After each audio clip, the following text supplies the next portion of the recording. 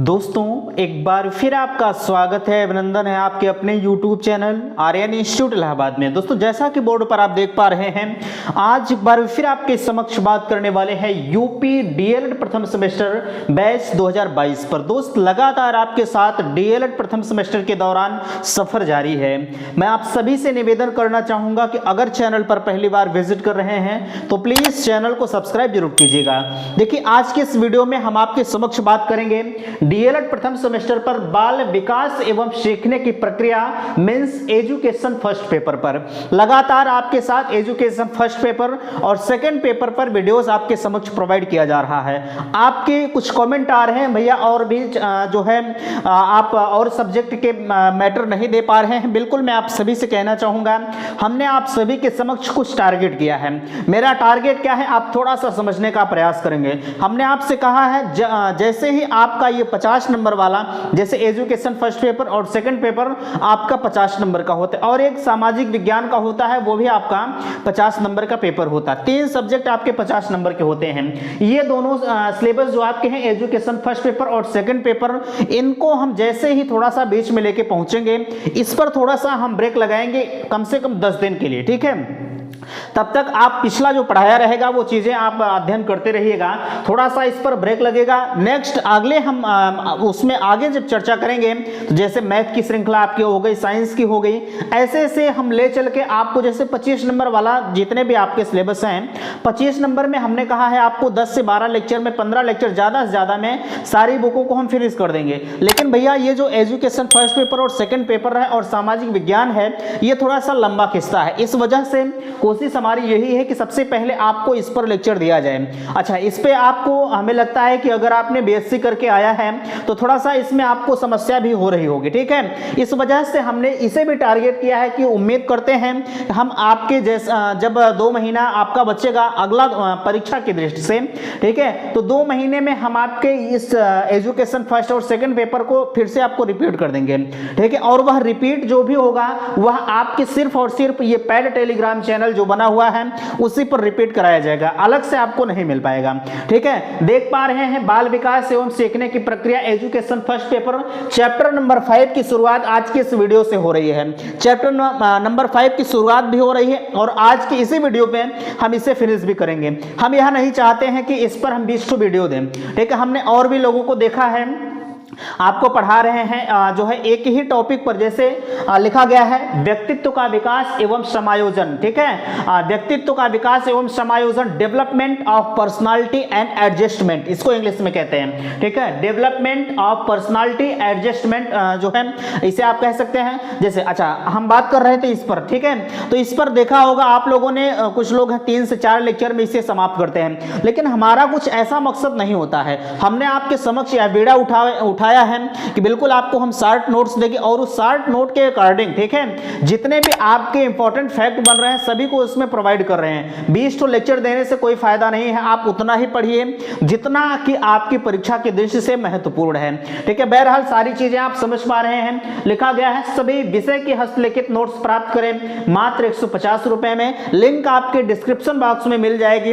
अगर आपको इस शार्ट नोट की जरूरत पड़ रही है तो आप मामूली सी शुल्क 150 रुपए का पेमेंट करके तत्काल आप सारे सब्जेक्ट के पीडीएफ प्राप्त कर सकते हैं, ठीक है।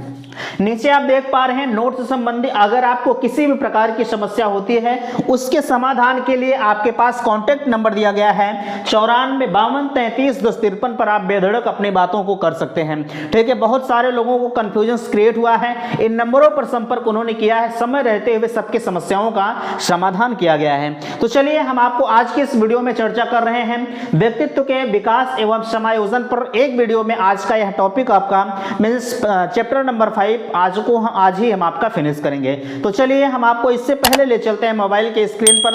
मैं फिर से निवेदन करना चाहूंगा कि आप अपना फीडबैक अवश्य दीजिएगा, वीडियो को लाइक कीजिएगा, शेयर कीजिएगा। चलिए हम आपको लेकर चलते हैं मोबाइल के स्क्रीन पर। तो दोस्तों हम आ चुके हैं अपने मोबाइल के स्क्रीन पर, जहां से आप देख पा रहे हैं चैप्टर नंबर 5 की शुरुआत आपके बीच में हो रही है। देखिए चैप्टर नंबर 5 का नाम है व्यक्तित्व का विकास एवं समायोजन। ठीक है, सबसे पहली चीज आपके बीच में आती है कि अगर व्यक्तित्व का विकास आप पढ़ रहे हैं तो आप सभी को सबसे पहले जानना अत्यंत आवश्यक होता है कि व्यक्तित्व होता क्या है। व्यक्तित्व को हम इंग्लिश में पर्सनैलिटी कह सकते हैं। ठीक है, पर्सनैलिटी डेवलपमेंट एंड एडजस्टमेंट क्या होता है। देखिए सबसे पहले आप समझने का प्रयास करिएगा व्यक्तित्व का अर्थ एवं परिभाषा। इसके अंतर्गत अगर हम बात करें, व्यक्तित्व शब्द अंग्रेजी भाषा के पर्सनैलिटी शब्द का हिंदी रूपांतरण है। आपसे पूछा जा सकता है कि व्यक्तित्व शब्द जो होता है वह किसका अंग्रेजी रूपांतरण होता है, तो आप कहेंगे पर्सनैलिटी का हिंदी रूपांतरण होता है। ठीक है, आगे आप देख पा रहे हैं यह लैटिन भाषा के, ठीक है, देखिए यह जितनी चीज़ें आपके बीच में आ रही हैं कहीं ना कहीं यह आपके एग्जाम में पूछी गई क्वेश्चंस हो सकते हैं। ठीक है, देखिए कहा जा रहा है यह अंग्रेजी भाषा के पर्सोना शब्द से लिया गया है, यानी जो पर्सनैलिटी शब्द है अगर बात किया जाए किस शब्द से लिया गया है तो आप कहेंगे पर्सनैलिटी शब्द जो हमारा लिया गया है यह पर्सोना शब्द से लिया गया है। ठीक है, जिसका अर्थ है वेशभूषा या मुखौटा, जिसे पहनकर नाटक करते समय नाटक के पात्र तरह तरह के रूप बदला करते हैं। आपने देखा होगा आपके यहाँ रामलीला वगैरह होता है, ठीक है, उसमें लोग तरह तरह के मुकुट वगैरह पहनकर आपने देखा होगा तमाम तरह के वेशभूषा बदलकर लोग आपके सामने आते रहते हैं। ठीक है, यही शब्द पर्सनालिटी का अर्थ, जिसका अर्थ है या पर्सोना का जो अर्थ लिखा गया है वेशभूषा या मुखौटा होता है, जिसे पहनकर नाटक करते समय या आपके नाटक अगर हो रहा है आपके गाँव घरों में तो आपसे यहाँ देखा होगा विभिन्न तरह के जो पात्र होते हैं विभिन्न तरह के कुछ न कुछ पहनकर आपके समक्ष मंचन करते रहते हैं। ठीक है, आपसे पूछा जा सकता है कि पर्सोना शब्द का मतलब क्या होता है, आप कहेंगे वेशभूषा या मुखौटा होता है। अब पर्सनालिटी यानी आप देख पा रहे हैं आपने व्यक्तित्व तो पढ़ा, लेकिन व्यक्तित्व के अंतर्गत कुछ मनोवैज्ञानिकों ने अपने मत दिए हुए हैं। मनोवैज्ञानिकों के अनुसार कुछ परिभाषाएं आपके बीच में आ रही हैं। देखिए पहली परिभाषा डेसिल महोदय के अनुसार कही जा रही है, व्यक्तित्व व्यक्ति के संगठित व्यवहार का संपूर्ण चित्र होता है। इसमें कहा जा रहा है जो पर्सनैलिटी होता है वह व्यक्तित्व के संगठित व्यवहार का संपूर्ण चित्र होता है। आपने इसे अच्छी तरह से समझ रहे हैं। अगला ऑलपोर्ट महोदय के अनुसार परिभाषा कही जा रही है, महत्वपूर्ण परिभाषा है, आप इंपॉर्टेंट करते हुए चलेंगे। ठीक है, ऑलपोर्ट के अनुसार कहा जा रहा है व्यक्तित्व व्यक्ति के भीतर व्यक्तित्व व्यक्ति के भीतर मनोशारीरिक गुणों का गत्यात्मक संगठन है जो वातावरण के साथ उनका अद्वितीय समायोजन निर्धारित करता है। यह परिभाषा आपके बीच में ऑलपोर्ट महोदय के अनुसार थी। नोट करके आपके बीच में लिखा गया है, नोट यहां देखेंगे कि व्यक्ति के व्यवहार का समग्र रूप होता है या स्वरूप होता है, यानी जो पर्सनैलिटी होता है वह किसी भी व्यक्ति के व्यवहार का समग्र रूप होता है। यहां व्यक्ति होना चाहिए था। ठीक है, आप जो है समझने का प्रयास करेंगे, यहाँ व्यक्ति होना चाहिए था। ठीक है, चलिए आगे आप देख पा रहे हैं व्यक्तित्व के प्रकार क्या क्या हो सकते हैं। ठीक है, व्यक्तित्व के प्रकार की अगर हम बात करें तो व्यक्तित्व पहला आपके बीच में आ रहा है शारीरिक रचना दृष्टिकोण के आधार पर, मनोवैज्ञानिक दृष्टिकोण के आधार पर और समाज शास्त्रीय दृष्टिकोण के आधार पर ये व्यक्तित्व के प्रकार हैं। व्यक्तित्व आपसे पूछा जाए पर्सनैलिटी कितने प्रकार का होता है तो आप कहेंगे पर्सनैलिटी हमारा 3 प्रकार का होता है, जो कि पहला दूसरा तीसरा आपके बीच में लगा है। ठीक है, चलिए अगले पेज में आप देखने का प्रयास करेंगे, हम एक एक करके आपसे बात करेंगे शरीर रचना दृष्टिकोण के आधार पर। देखिए अब आपके बीच में जो आ रहा है बहुत इंपॉर्टेंट है, लगभग अभी तक यूपी टेट जितनी बार हुआ है सभी बार यह लंबकाय, सुडौलकाय, गोलकाय, असाधारण का ये जो है लगभग पूछा गया क्वेश्चन से हमेशा पूछा जाता है, क्योंकि यह महत्वपूर्ण है। आपसे पूछा जाता है, क्रेचमर ने अपने पुस्तक यहाँ देख पा रहे हैं साइकी एंड कैरेक्टर्स में शरीर रचना के आधार पर व्यक्तित्व निम्न प्रकार से किए हैं या व्यक्तित्व के प्रकार के हैं। ठीक है, आपसे पूछा जाता है, इसमें पूछ लिया जाता है क्रेचमर के अनुसार है लंबकाय, सुडौलकाय, गोलकाय, असाधारण काय, इस तरह से बातें पूछ ली जाती हैं। इसमें से 3 आपको दे दिया जाता है और एक कुछ अलग दे दिया जाता है, लेकिन इसी से मिलता काय सबके आगे लगा रहेगा। ठीक, सबसे जो है सबके पीछे लगा रहेगा, आप इसी में कंफ्यूज हो जाते हैं। तो भैया आप अभी से समझने का प्रयास करेंगे। यहाँ क्रेचमर के अनुसार इनकी जो पुस्तक लिखी गई इसे भी आप अच्छे से समझने का प्रयास करेंगे। साइकी एंड कैरेक्टर्स अच्छी तरह से आप नोट करके लिख लेंगे। ठीक है, चलिए आगे दूसरा आपके बीच में आ रहा है लंबकाय, सुडौलकाय, गोलकाय, असाधारण काय। इसे भी अच्छी तरह से ध्यान रखेंगे, यही पूछा जाता है आपसे जी, ठीक है। क्रेसमर के अनुसार दे दिया जाता है लंबकाय, सुडौलकाय, गोलकाय, असाधारण काय, कुछ और इसी में काय लगाकर दे दिया जाता है, आप उसी में कंफ्यूज हो जाते हैं, बट आपको कंफ्यूज होने की जरूरत नहीं है, ठीक है। अब आपके बीच में आ रहा होगा लंबकाय, सुडौलकाय, गोलकाय क्या है। देखिए यह चीज आपको जानना अत्यंत आवश्यक नहीं है, लेकिन जितनी चीजें आपके लिए जितनी चीजें आपके लिए आवश्यक है, सारी चीजों का निचोड़ यहाँ आपको दिया जा रहा है। दूसरा आपके बीच में आ रहा है मनोवैज्ञानिक दृष्टिकोण के आधार पर। आगे आपसे कहा जा रहा है युंग ने अपनी पुस्तक, देखिए युंग के अनुसार एक पुस्तक आई हुई है, आप इस पुस्तक को ध्यान से देखेंगे, ठीक है। युंग के अनुसार पुस्तक साइकोलॉजिकल टाइप्स आपके बीच में है, इसे अच्छी तरह से समझेंगे, ठीक है। में मानव प्रकृति के आधार पर व्यक्तित्व के निम्न प्रकार हैं, ठीक। अब देखिए यहां पर अभी तक तो आप पर्सनालिटी के अनुसार 3 प्रकार के पढ़ रहे थे, लेकिन युंग महोदय के ने अपने अनुसार भी कुछ पर्सनालिटी बताई है, जिसमें पहला आपके बीच में आ रहा अंतर्मुखी। ये अंतर्मुखी, बहिर्मुखी, उभयमुखी, ये 3 व्यक्तित्व जो होते हैं ये बड़े ही खतरनाक होते हैं, ठीक है। इनको समझने का आप प्रयास करेंगे, जिसमें आपका पहला कहा जा रहा है इनका स्वभाव, आदतें व गुण बाह्य रूप से प्रकट नहीं होते। ये जो अंतर्मुखी व्यक्ति होते हैं, जिसे कहते नहीं वो नागिन है, वो हमें डस लेगी, ठीक है। यही सेम चीजें होती हैं। कोई अभी आपने देखा होगा आपके आसपास में ऐसे बहुत सारे इंसान होंगे जिनके पास जो है आप देखे होंगे कुछ आपके समक्ष तो वो एक्टिविटीज नहीं करेंगे, लेकिन वो छुपे तौर पर बहुत कुछ कर जाते हैं, ठीक है। इसमें कहा जा रहा है इनका स्वभाव, आदतें व गुण बाह्य रूप में प्रकट नहीं होते। जो उनका स्वभाव होता है आप बाहर से नहीं समझ पाते कि ये व्यक्ति ऐसा हो सकता है, लेकिन वो अंदर से बहुत कुछ होते हैं। ये आत्म केंद्रित होते हैं, ये सदा अपने में खोए रहते हैं। इनकी प्रमुख विशेषता निम्न है, ठीक है। ये देखिए यहां आपसे कहा जा रहा है ये अंतर्मुखी की विशेषता, भैया ये भी आपके लिए बड़ा ही महत्वपूर्ण है, प्लीज आप इन लोगों को जो है मिस नहीं करेंगे। अंतर्मुखी, बहिर्मुखी, उभयमुखी, ये बहुत बार पूछा गया है, ठीक है। यूपी टेट में भी कई बार पूछा गया है। हम आपसे बार बार यूपी टेट की चर्चा क्यों करते हैं, क्योंकि आपको भविष्य में यूपी टेट देना है। आप डीएलएड का क्यों कर रहे हैं, डीएलएड इसलिए कर रहे हैं क्योंकि आपको भविष्य में शिक्षक बनना है, ठीक है। जब आपको भविष्य में शिक्षक बनना है तो जाहिर सी बात है अंतर्मुखी, उपरमुखी और बहिर्मुखी को जानना आप सभी के लिए अत्यंत आवश्यक होता है। चलिए अगर हम अंतर्मुखी की बात करें तो अंतर्मुखी व्यक्ति जो होते हैं ये बहुत कम बोलते हैं, ठीक है, लेकिन ये बड़े खतरनाक, ये चिंतन बहुत करते हैं। अब समझिएगा जो बहुत कम बोलते हैं कहीं ना कहीं उनके अंदर चिंतन शक्ति बहुत तेज होती है, ठीक है। वो हमेशा सोचते रहते हैं, विचार करते रहते हैं कि हम क्या करें, कैसे होगा, इस तरह की बातें उनके मन में हमेशा चलती रहती है। ये लज्जाशील तथा एकांत पे ये बड़े लजाधुर होते हैं। आपने देखा होगा कुछ बातें अगर करते हैं तो ये बड़े शर्मा जाते हैं, ठीक है। और जो इंसान बहुत शर्माता है वो बड़ा ही खतरनाक होता है, ठीक। और ये एकांत प्रिय, इनको जो है समाज से मतलब नहीं होता, ये समाज से कटे रहते हैं, ठीक है। चौथा आपसे कहा जा रहा है ये कर्तव्यों के प्रति सत्यनिष्ठ होते हैं। इनका जो कर्म होता है ये बड़े ही जो है निष्ठा से करते हैं, ठीक है, बड़े ही अच्छे से कोई काम करते हैं। पांचवा आपसे कहा जा रहा है ये अच्छे लेखक हैं, लेखक होते हैं किंतु अच्छे वक्ता नहीं। अच्छा, ये जो एक कम बोलते हैं ये अच्छे वक्ता तो हो नहीं सकते, ये लेखक जरूर होंगे, ठीक है। ये किसी चीज को लिख सकते हैं, लेकिन वह उस चीज को अगर कहा जाए कि बाबू आप इस चीज को व्यक्त कर दीजिए तो वो व्यक्त नहीं कर पाते, लेकिन लिखने के लिए उनके अंदर ये कलाएं कूट कर भरी होती हैं। चलिए आगे, ये हंसी मजाक, निंदा व बेकार की बातें नहीं करते हैं। अंतर्मुखी जो व्यक्ति होते हैं इनके अंदर हंसी मजाक, निंदा व बेकार की बातें या बेकार लोगों से मिलना ये अच्छा नहीं समझते। ये है भी, ऐसा होना भी चाहिए, ठीक है।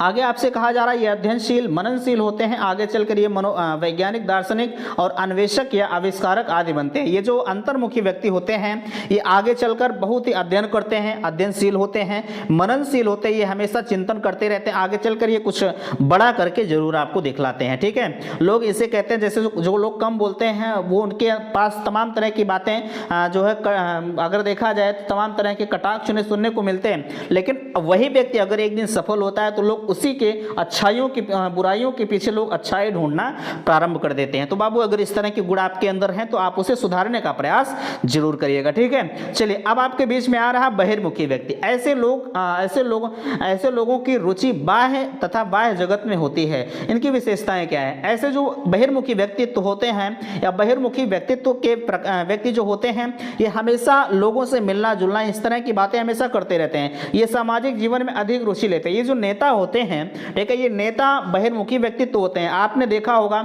जो भी नेता होंगे आपसे बड़े ही प्रेम भाव से मिलते हैं, ठीक है। आगे आपसे आशावादी होते हैं, दूसरों को प्रभावित करके अपना काम निकालिए। जो बहिर्मुखी व्यक्तित्व के होते हैं, जैसे नेता होते हैं, ठीक है, आपसे वो हमेशा मिलते रहते हैं, लेकिन अगर वहीं चुनाव का वक्त आ जाता है, मिलेंगे जरूर, लेकिन वो अपना काम निकालने के लिए आपको नीचे गिरा देंगे। ठीक है, आगे इसका सबसे अच्छा उदाहरण होता है जो आपका बहिर्मुखी रखा गया है, इसका सबसे अच्छा उदाहरण आपके यहाँ नेता होते हैं। ठीक है, आप नेता होता को जानते हैं, हमें बात करने की जरूरत नहीं है। 4 नंबर में आप देख पा रहे हैं, लिखा जा रहा है ये चिंतन मुक्त होते हैं, इनका ध्यान आनंद पूर्वक जीवन व्यतीत करने में होता है। ठीक है, ये हमेशा चिंतन मुक्त, इनके पास चिंता उनता नहीं होती है, ये विचार नहीं करते, ये इनके मन में जो आ जाता है वो कर डालते हैं। ठीक है, इनको इनके देखिए आनंद पूर्वक, ये हमेशा चाहते हैं हमारी जिंदगी खुशहाल रहे, हम हमेशा खुश रहे। ठीक है, ये कौन चाहता है? बहिर्मुखी व्यक्तित्व चाहते हैं। 5 नंबर में आप देखिए, ये व्यवहारिक जीवन में कुशल होते हैं। इस प्रकार के व्यक्तित्व सामाजिक, राजनीतिक, व्यापारिक, नेता, अभिनेता, खिलाड़ी आदि बनते हैं। कौन? ये बहिर्मुखी व्यक्तित्व जो होते हैं, ये कौन बनता है? ये सामाजिक बनते, ये व्यक्ति सामाजिक होते हैं, राजनीतिक होते हैं, व्यापारिक होते हैं, नेता इत्यादि तरह के ये व्यक्तित्व जो होते हैं ये बनते हैं। अब उभयमुखी, ये दोनों को बीच के निचोड़ होते हैं। जैसे अंतर्मुखी और बहिर्मुखी की हम बात करें तो ये दोनों के बीच की कड़ी माना जाता है। इस प्रकार के व्यक्तित्व अंतर्मुखी, बहिर्मुखी दोनों प्रकार के गुण पाए जाते हैं। उभयमुखी व्यक्ति अंतर्मुखी गुणों के विचार को ला सकता है और बहिर्मुखी गुणों को कार्य के रूप में स्थान दे सकता है। जैसे एक व्यक्ति अच्छा लेखक और अच्छा वक्ता दोनों हो सकता है। ठीक है, यह सत्य है कि एक व्यक्ति अगर है बाबू तो वह एक अच्छा लेखक भी हो सकता है और अच्छा वक्ता भी हो सकता है, लेकिन यह मायने नहीं रखता है कि एक व्यक्ति सिर्फ अच्छा लेखक ही हो। ठीक है, और यह मायने भी नहीं रखता कि एक व्यक्ति अच्छा वक्ता हो। किसी किसी के अंदर दोनों गुण पाए जाते हैं। अगर आपके अंदर इस तरह के गुण पाए जाते हैं, जैसे होता नहीं है कुछ लोग सिंगर भी होते हैं और गाना भी लिख देते हैं। ठीक है, वह किस प्रकार के व्यक्तित्व हैं? उनके अंदर जो है उभयमुखी व्यक्तित्व के गुण पाए जाते हैं। ठीक है, उम्मीद करते हैं कि बातें आप सभी को समझ में आ रही हैं। वीडियो थोड़ा सा लंबा जरूर जा रहा है, प्लीज मैं निवेदन आपसे करूंगा, अगर आपको इस पीडीएफ की जरूरत पड़ रही है तो लिंक आपके डिस्क्रिप्शन बॉक्स में है। मामूली सी शुल्क 150 रुपए का पेमेंट आप सभी को करके आप इस पीडीएफ को प्राप्त कर सकते हैं। ठीक है, चलिए, वीडियो अच्छा लग रहा होगा तो प्लीज लाइक करके शेयर जरूर करिएगा। आगे आपसे कहा जा रहा है व्यक्तित्व परीक्षण। व्यक्तित्व परीक्षण 3 प्रकार का होता है। पहला आपके बीच में आ रहा आत्मनिष्ठ विधि। इस विधि में व्यक्तित्व जांच स्वयं परीक्षक द्वारा किया जाता है। यानी जो आत्मनिष्ठ विधि होती है, इसकी जो जांच की जाती है यह स्वयं परीक्षक द्वारा की जाती है। यानी जो परीक्षक आपके बीच में होता है, आपके पर्सनालिटी या आत्मनिष्ठ विधि का वो जांच करता है। ठीक है, अगला आप देख पा रहे हैं 4 नंबर में देखिए वस्तुनिष्ठ या वस्तुनिष्ठ विधि। इस विधि में व्यक्तित्व के बाह्य आचरण का अध्ययन किया जाता है। ये जो वस्तुनिष्ठ विधि होती है, इस विधि में व्यक्तित्व के बाह्य आचरण, यानी आपके पास जो आचरण बाहरी तरीके से दिख रहे हैं, अब ऐसा तो नहीं हमारे ऊपर चिपकाया हुआ चलेगा कि हमारे अंदर ये आचरण है। ठीक है, लोग हाव भाव आपके देख के जान जाते हैं इनके अंदर किस प्रकार के पर्सनालिटी या जो है व्यक्तित्व पाया जा रहा है। ठीक है, आगे आपके बीच में अगर हम बात करें 3 नंबर पे प्रक्षेपी विधियां। देखिए, तीसरा आपसे कहा जा रहा है इस विधि में परीक्षार्थी के सामने ऐसी उत्तेजक परिस्थिति या प्रस्तुत की जाती है जिसमें अचेतन मन में एकत्र हुई बातें प्रकट करता है। ठीक है, अचेतन मन। ठीक है, जो उसके अचेतन मन क्या होता है? चेतन। देखिए, मन 2 प्रकार का होता है, चेतन, अर्धचेतन। ठीक है, अच्छा, ये अचेतन मन क्या होता है? अचेतन मन जो आपके अंदर चेतना जब ना हो, ठीक है, वह अचेतन मन कहलाता है। इस विधि में परीक्षार्थी के सामने ऐसी उत्तेजक परिस्थितियां प्रस्तुत की जाती हैं, जैसे अगर कहा जाए कोई प्रश्न आपके बीच में नहीं आ रहा, लेकिन ऐसी परिस्थिति आपको पैदा की जाए ताकि वह प्रश्न आपके बीच में आपको तुरंत याद आ जाए। ठीक है, वही यह प्रक्षेपी विधि आपको बता रही है। प्रासंगिक या अंतर्बोध विधि, टीएटी परीक्षण इसे हम कहते हैं, महत्वपूर्ण विधि है, आपके बीच में यह समझने लायक है। ठीक है, टीएटी विधि आपको जानना अत्यंत आवश्यक होता है। ठीक है, चलिए, अगर कहा जाए टीएटी विधि आप देख पा रहे हैं, है ना, आपसे कहा जा रहा है इस परीक्षण का निर्माण मॉर्गन व मुरे ने 1935 में किया था। ठीक है, अगर पूछा जाए आपसे टीएटी परीक्षण का आविष्कार किसने किया था, तो बाबू आप बताएंगे मॉर्गन और मुरे ने किया था। कब किया था? आप कहेंगे 1935 में किया था। ठीक है, इसे कथानक बोध का परीक्षण भी कहते हैं। प्रासंगिक बोध परीक्षण को हम कथानक बोध परीक्षण भी कहते हैं। ठीक है, इसमें जो है चित्रों की संख्या 30 होती है, या परीक्षण वयस्कों के लिए होता है। यानी अगर पूछा जाए ये जो टीएटी परीक्षण होता है या प्रासंगिक अंतर्बोध परीक्षण जो होता है, इसका आविष्कार मॉर्गन मुरे ने किया था, 1935 में किया था। इसमें चित्रों की संख्या 30 होती है। यह परीक्षण जो किया जाता है यह वयस्कों में किया जाता है, बड़ों में किया जाता है, और इसे हम कथानक परीक्षण भी कह सकते हैं। ठीक है, अगला आपके बीच में आ रहा है बाल संप्रत्यक्ष परीक्षण, जैसे हम CAT परीक्षण भी कहते हैं। कहा जा रहा है इस परीक्षण का निर्माण डॉक्टर अर्नेस्ट क्रिश ने किया था, लेकिन सर्वप्रथम प्रयोग लियोपोल्ड बेलाक ने जो है 1938 में किया था। आपसे पूछा जा सकता है कि CAT परीक्षण का निर्माण किसने किया था, तो आप कहेंगे अर्नेस्ट क्रिश ने किया था, लेकिन सर्वप्रथम प्रयोग लियोपोल्ड बेलाक ने 1938 में किया था। इसमें चित्रों की संख्या 10 होती है। यह परीक्षण बच्चों के लिए है और 3 से 11 वर्ष की आयु के लिए होता है। कौन सा परीक्षण? CAT परीक्षण।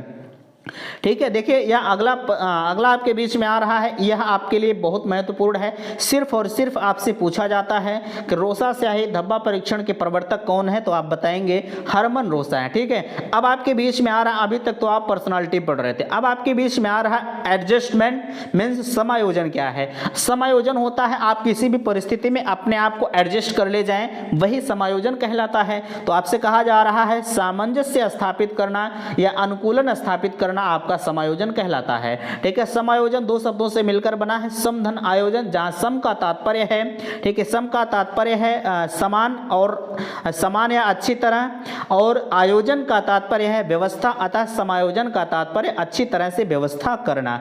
अगर इसे हम दूसरे शब्दों में आपसे कहें तो दूसरे शब्दों में आप कह सकते हैं, दूसरे शब्दों में परिस्थिति के अनुसार वातावरण में संतुलन स्थापित करना ही आपका समायोजन है। हमने आपको बताया किसी भी परिस्थिति में अगर आप अपने आप को एडजस्ट कर ले जा रहे हैं, आप समायोजित कर ले जा रहे हैं, तो वही आपका एडजस्टमेंट कहलाता है। ठीक है, गेट्स व अन्य के अनुसार परिभाषा आपके बीच में आ रही है। देखिए गेट्स व अन्य कह रहे हैं समायोजन निरंतर चलने वाली प्रक्रिया है जिसके द्वारा व्यक्ति अपने और वातावरण के बीच संतुलित संबंध स्थापित रखने के लिए अपने व्यवहार में परिवर्तन करता रहता है। ठीक है, समायोजन निरंतर चलने वाली प्रक्रिया। अब ऐसा तो है नहीं कि समायोजन आप अपने घर पे रख के चले जाएंगे। जैसे आप विद्यालय जा रहे हैं, ठीक है, विद्यालय जा रहे हैं तो विद्यालय जाने से पहले आप अपना समायोजन अपने घर में रख दीजिए। ठीक है, ऐसा कर सकते हैं? नहीं कर सकते हैं। जब आप विद्यालय जाते हैं तो आप विद्यालय के बाकायदा ड्रेस में जाते हैं, क्योंकि वहां और बच्चों की तरह आपको ढलना है। पता लगा आपको काला पैंट सफेद शर्ट पहन के जाना और आप जींस पहन कर चले जाइए, तो वह उनके अनुसार आप समायोजित नहीं हो पाएंगे, मार के आपको टीचर वहां से खेद देंगे, बाबू जाओ आप ड्रेस पहन कर आओ। ठीक है, इस तरह की बातें आपके बीच में होती रहती हैं। तो आपको कहने का सिर्फ आप सेंस समझिएगा कि समायोजन का तात्पर्य और लोगों के अनुसार आप भी ढल जाइए, वही आपका एडजस्टमेंट कहलाता है या समायोजन कहलाता है। गेट्स व अन्य के अनुसार आप परिभाषा को ध्यान में रखेंगे। ठीक है, चलिए अब समायोजन के प्रकार आपके बीच में आ रहे हैं। देखिए इसे भी आपको समझना आवश्यक होता है। यह 2 प्रकार का होता है, बाह्य समायोजन और आंतरिक समायोजन। बाह्य वातावरण से संतुलित स्थापित करना, बिल्कुल बाह्य समायोजन आपका क्या हो सकता है कि आप बाहरी वातावरण से, ठीक है, आप बाहरी वातावरण से आप संतुलन स्थापित कर लीजिए, वही आपका बाह्य समायोजन है। और आंतरिक समायोजन की अगर हम बात करें तो आंतरिक समायोजन या स्वयं से संतुलित स्थापित करना। जैसे अगर कुछ आप कर रहे हैं, है ना, कुछ कर रहे हैं, आप जो है स्वयं से उसे संतुलित कर लीजिए या स्थापित कर लीजिए, तो वही आपका आंतरिक समायोजन कहलाता है। उम्मीद करते हैं कि बातें आप सभी को समझ में आई होंगी। प्लीज अगर वीडियो पसंद आया होगा तो लाइक कीजिएगा, शेयर कीजिएगा और चैनल को सब्सक्राइब कीजिएगा। वीडियो समाप्त करते हैं। थैंक्स, धन्यवाद।